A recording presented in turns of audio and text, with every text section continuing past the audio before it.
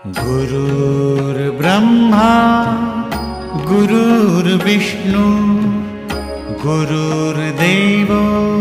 महेश्वरा गुरुः साक्षात् परब्रह्म तस्मै श्री गुरवे नमः। ब्रह्मा गुरुर्विष्णु गुरुर्देवो महेश्वरा गुरुः साक्षात् परब्रह्म तस्मै श्री गुरवे नमः। गुरु कहा जाए गुरु कहीं सर्वश्रेष्ठ महान है गुरु कहीं गुरु को आम सबुठारु महान बोली भावुंट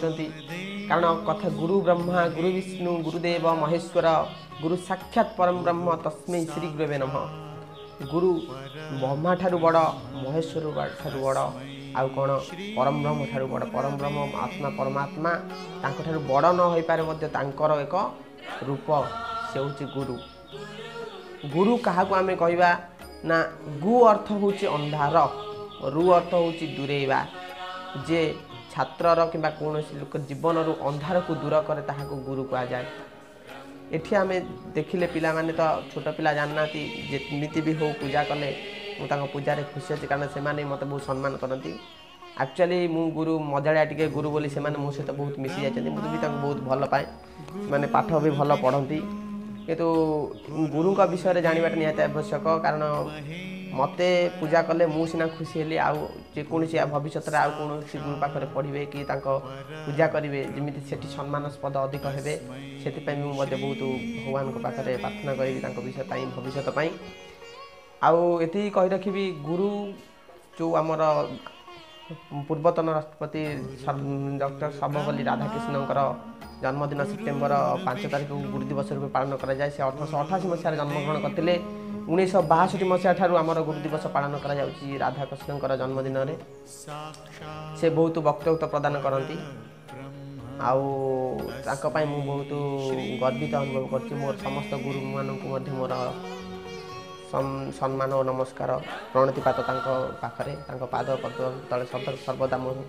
मुंड नईब सब गुरु को सम्मान करवाटा हूँ सबुठ भल तुम पाखे पढ़ कि न पढ़ आउ गुरु प्रत्येक समय हो